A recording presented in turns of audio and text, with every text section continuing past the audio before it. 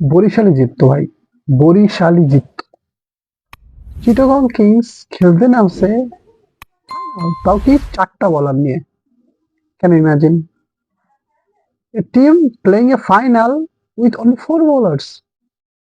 আর বাকি 4 ওভার কি করবে ভাই? চিটাগং কিংস এর বোলিং লাইন আপের ভিতরে এই যে 4 ওভার যে শর্টেজ ছিল, ওই 4 ওভারের কারণেই হারছে। ঋষাদ এমন ধরনের ব্যাটসম্যান, ঋষাদের সামনে যদি কোনো ফ্রন্ট লাইন পেসার থাকতো, তাহলে ঋষাদ হয়তো ব্যাটই চালাতে পারতো না।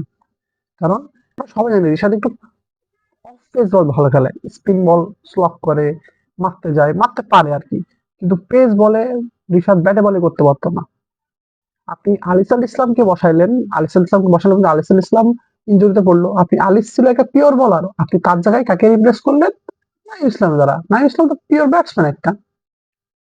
আপনি আরেকটা বোলার নিয়ে আসতেন, একটা টি-20 ম্যাচ খেলবেন আপনি উইদাউট এ বোলার। আপনার 20 ওভার্স এর কোটাই শেষ হচ্ছে না, আপনার বল করবে কে? আমি যখন তাদের স্কোয়াড প্লেইং 11 দেখলাম, আমি বলছি, আজব, 4 ওভার করবে কি? 16 ওভার পুরো মানুষ আছে, আর 4 ওভার কি করবে? তত তারা যথেষ্ট, বাকি 4টা বলার যথেষ্ট ভালো খেলছে। বরিশাল জিতছে ওই ঋষাদ আর একটা ছয়ে, বিনুদা ফার্নান্ডোকে মারা ওই একটা ছয়ে ঋষাদ ম্যাচটা মোড় ঘুরাই দিছে। ওই ছয়টা যদি কারেক্ট না হতো, আমার মনে হয় না জিততে পারতো।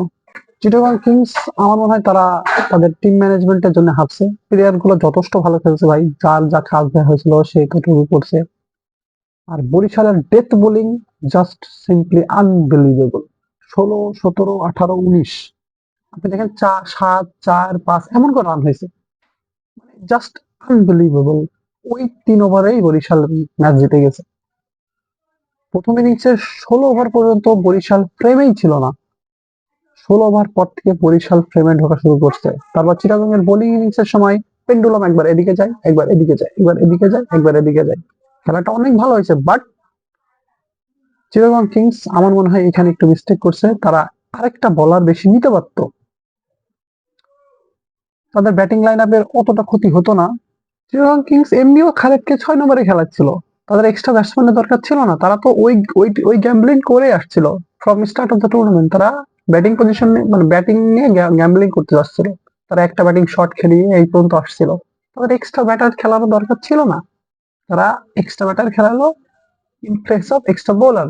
ওইদার তার বোলার বেশি প্রয়োজন ছিল ওই দিন, কারণ আলিস এর ইনজুরি ছিল।